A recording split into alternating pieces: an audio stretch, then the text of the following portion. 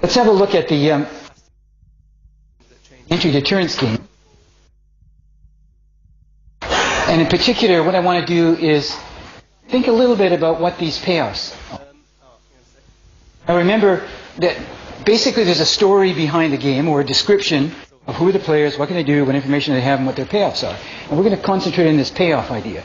So we're sort of saying, okay, the red player gets to move first, invest or not invest. The blue player gets to observe what the red player has done, and to enter or not enter. There's a bunch of things can happen in the black box. And at the end of the day, each of the players can come up with a ranking of the boxes, the outcomes that are in the boxes, okay? And in particular, what we did is we didn't spend too much time talking about, is this a political game? Is it a business game? Is it a relationship game? What is going on here? What we said was the red player best, given by the number 4, which would be this outcome here, which would be what would happen at this history of or path of play. They didn't invest. They didn't have to put in these defensive investments to protect themselves. The other guys didn't have to enter, wouldn't enter, and that would be the best situation. And then we use the number 1 to identify the situation. It was if they have to make all these defensive investments, the blue player comes in anyhow. They have their price war, they have their conflict, whatever it is. It's bad for the red player. Okay, and then we found these intermediate outcomes, which we ranked 3 and 2. So you got that idea? We're using the numbers to tell us something about a preference, an objective, a purpose, an interest, a ranking of things for one individual. And we did the same for the blue individual. We saw, we looked at the blue players' rankings. Well, the worst outcome for the blue was the same as the worst outcome for the way they thought about stuff, okay? Some conflict. Best when the blue player likes this outcome best.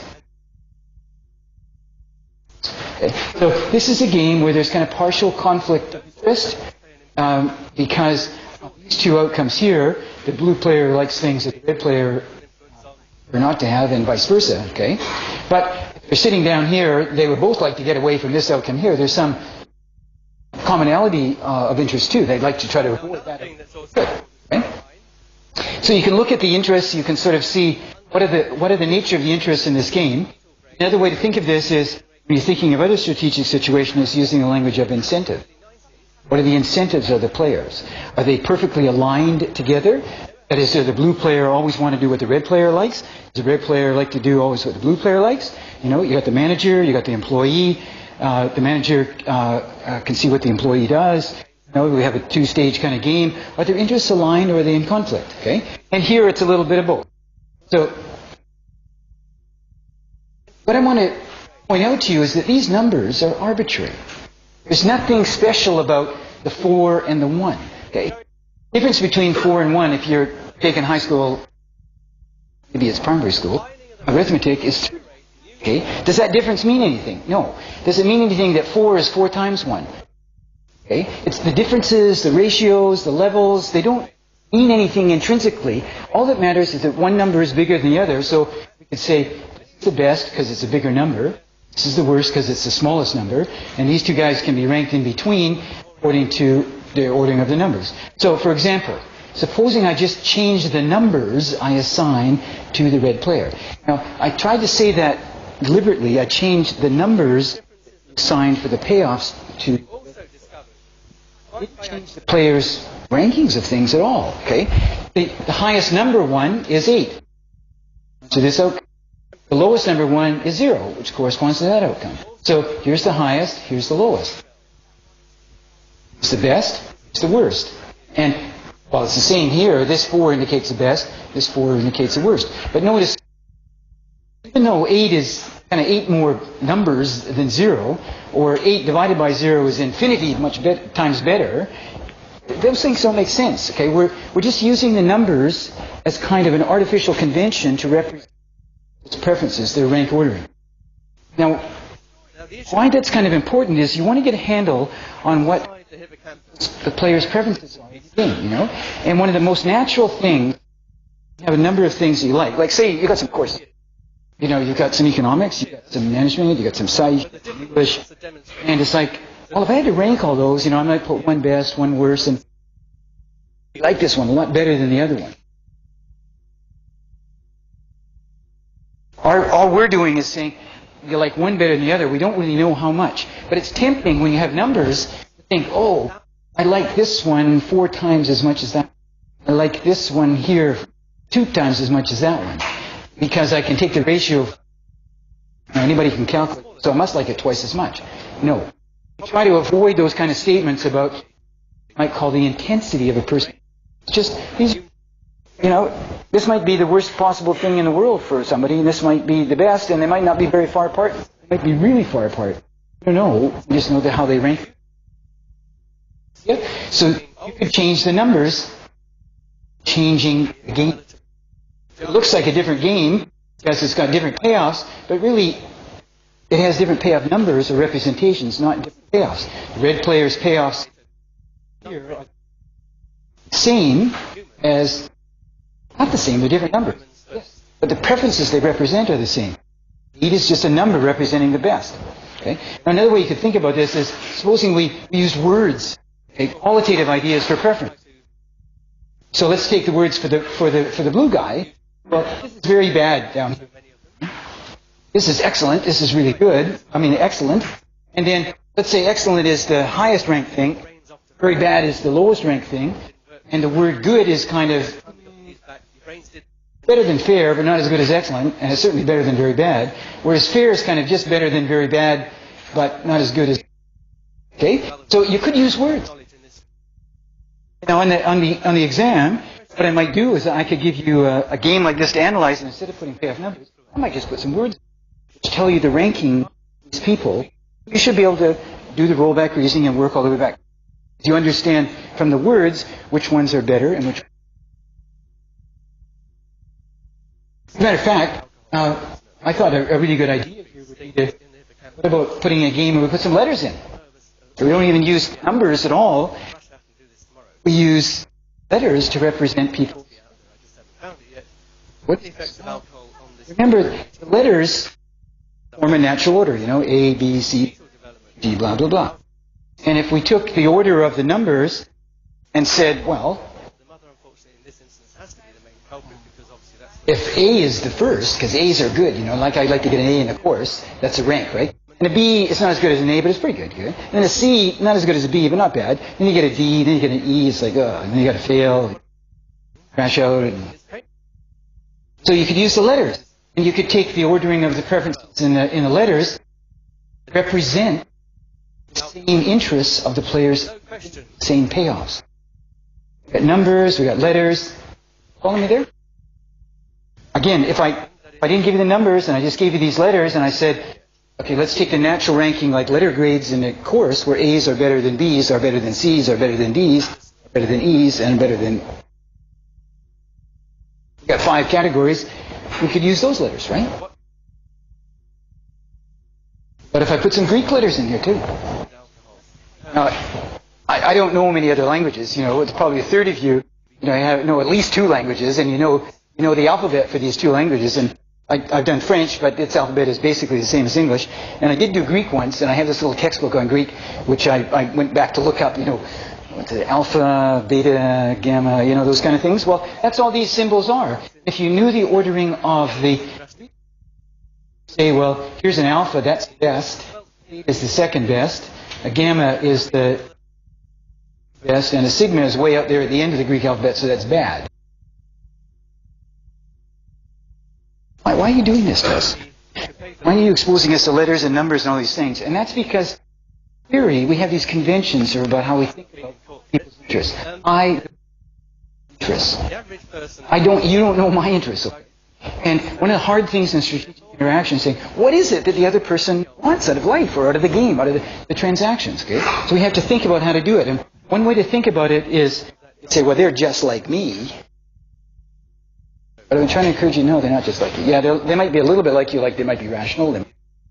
But they might have different preferences, different objectives, different interests. You want to find a way of representing and thinking about those. If you use the Greek alphabet, your first thought is, well, the Greeks are different than the English, Canadian, actually, so I'm joint, okay? But we've got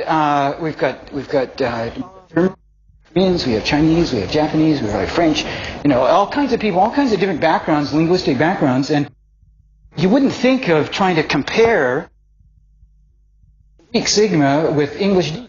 You say, well, right? What's the point?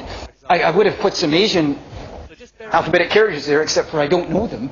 I couldn't put them, but you'd say, well, I never really want to compare that character with that letter D. It just doesn't make sense, right? Because the same thing happens when we use these numbers here.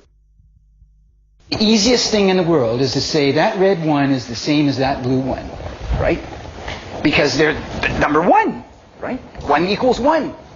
But they're blue and red. They're Greek and English. They're different. I don't know when you say something's worst for you, I don't know. Okay?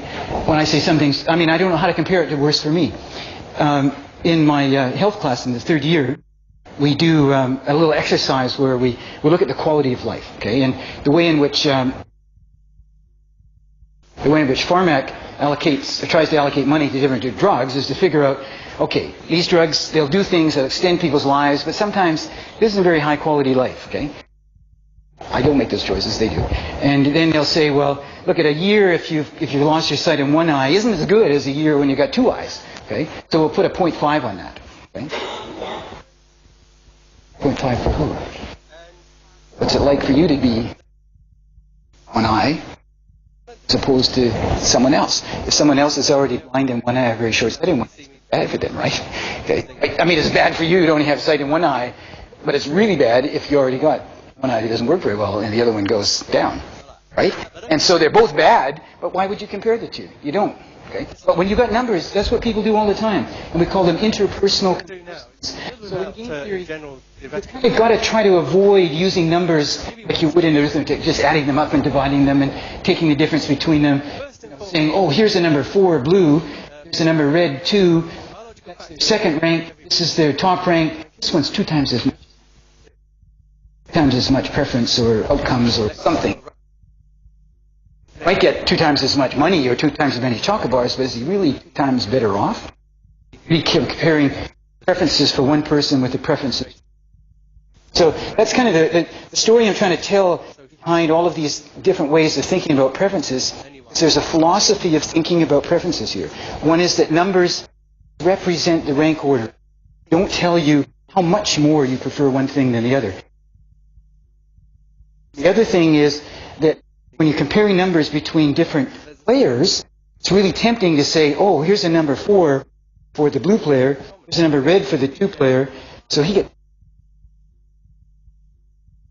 Just avoid that. Just like you wouldn't compare a Greek sigma and an English D, don't do it. And you say, well, they're really not comparable. So that's an idea, sort of a thinking about preferences. Let's get rid of that. Now I want to introduce another kind of idea. Whoops.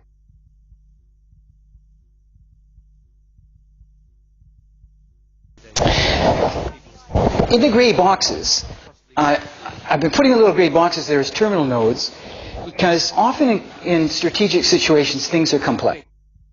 So, for example, when we're doing our games here, one of the players is saying, well, I'm not really sure, I'm just interested in my own chocolate bars. And also, I kind of don't want to lose face in class.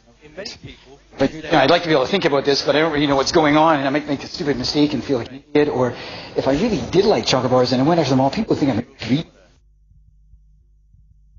And then besides, I might actually care about the chocolate bars that the other person has because they're starving. I'd like to be able to give them some chocolate bars. So the black box, the gray box, is just a way of what we describe as outcomes. Now, the thing about outcomes is we can measure the outcome. You could count the number of chocolate bars that the red player is going to get. Okay, so up here, when we had this, if playing for chocolate bars, we enter 1 chocolate bar. Red, 1 chocolate bar. Enter $1 million payoff for red, $1 million payoff for blue, $1 million for Qantas, $1 million for Air New Zealand. Whereas up over here, if Air New Zealand doesn't have to defend and Qantas decides not to enter, then they'll get $4 million and they'll get we could have numbers, measurable things, right? So the outcomes could be measurable things.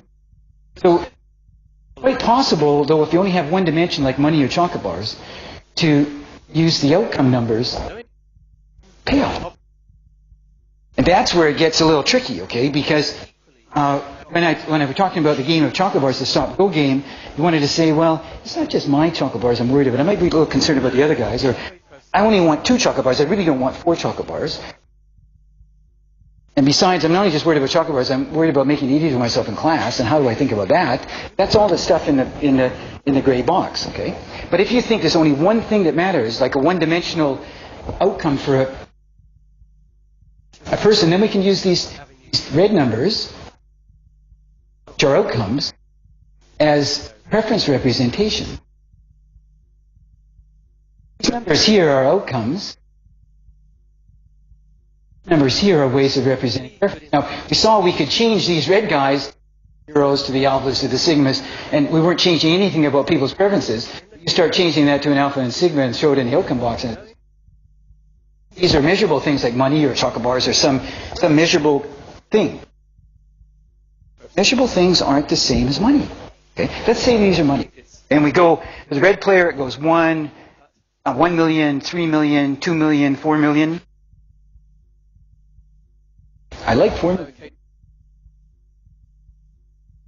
Yeah, I like 1 million. I like 2 million or more. I like 3 million. I like 4 million. You know, that's a lot to me. You know, like if I could get 1 million, I'd be out of here. I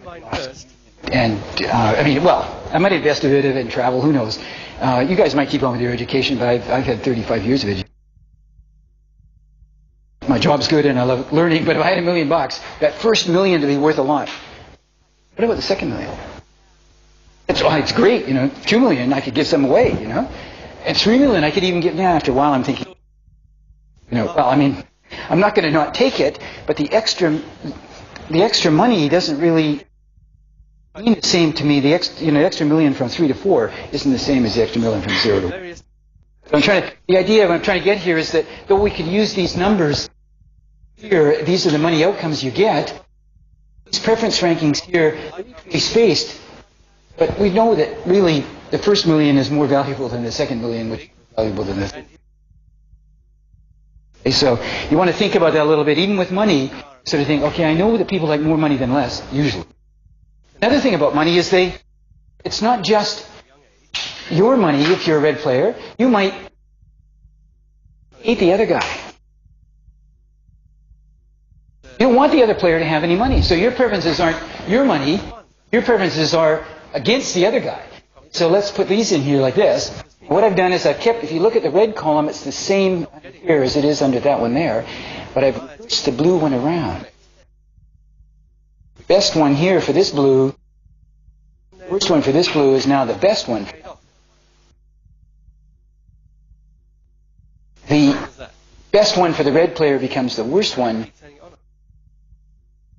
Second best one for the red player becomes the second worst one. So these preferences here are exactly opposite of the red preference. Kind of flip them, turn them around. So it's like now there's total conflict of everything the red guy likes, you know, moving from one situation to another, the other person would be totally. There's no room for conflict at all. We're going to call those kind of games zero-sum. It's easier to see the zero-sum concept in a simultaneous game, but the idea is pure conflict of interest. Matter of fact, you know, anything one player likes, the other player doesn't like it at all. That could happen. You get people in life who don't like you, not like you. They're totally the opposite of you. Everything you like, they hate. On the other hand, here's another type of person that we can have. We don't have to have selfish people. We have people that can be self-interested, and we have other people that don't care about themselves. They just hate other people. Then we can have what I call the egalitarian type. Now let's have a look here, see how I work this out. Supposing we add up the total of chocolate bars or the total money in these boxes, okay? So this little box down here has got a small pie, too. These other boxes add up to 6. Critical thing is how they're divided up. Here they're shared equally, right? 3 and 3 make 6. But down here, the red player gets less, the blue player gets more, and vice versa in this situation here. Now, you could have someone whose preferences weren't just looking at their own outcomes. They're saying, look, generally I like big pie rather than a small pie, but not if it's unequal. So let's look at the blue player's preferences. If the red player's preferences are the same as they were originally, but with the blue player, what I'm doing here is saying the best situation is when we got a big pie of 6 and it's divided equally. That's what I like. What's the worst? Well, the worst is where you're number 1, where there's a big pie, the red guy doesn't get very much at all, and I don't like it. The second worst is the situation where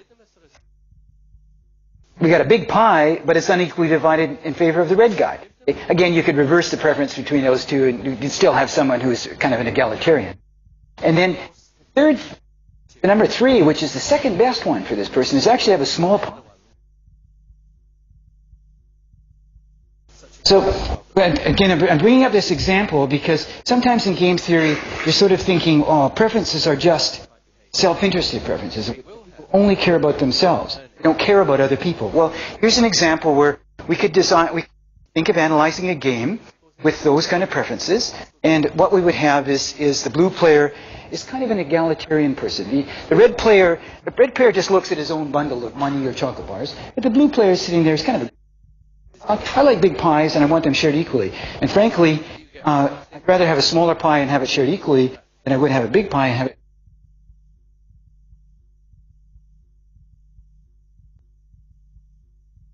Now, it's easy enough for me to use numbers to represent preferences of different kinds, and then to talk about them in English language, because I've done that for a long time. When you're seeing a game tree, what you want to do is look at the preferences. Try to make a story up for yourself. What are these preferences telling us? That's what I put on the handout. It's just kind of a checklist. Whatever game we're playing. Now, this game, it's a relatively simple game, but whatever game we're playing, ask yourself, what do those payoff numbers mean? Okay, and what are we trying to represent in the strategic interaction with these payoffs? Because game theory is all about payoffs. You're going to interact with somebody else. They're motivated. They're intelligent. They're going to be figuring out trying to do the best thing for them. You're motivated. You're intelligent. You're going to be trying to do the best thing for you. They know that you're motivated, intelligent, and trying to do the best thing for you, and they're going to be thinking about it when they're trying to think about. Because there's that intelligent, rational player idea, okay? You have to have self-interested players. You could have kind of egalitarians and people who hate other people and some people who like other people.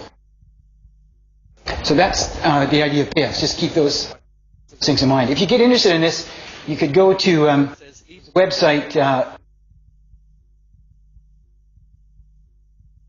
on measurement.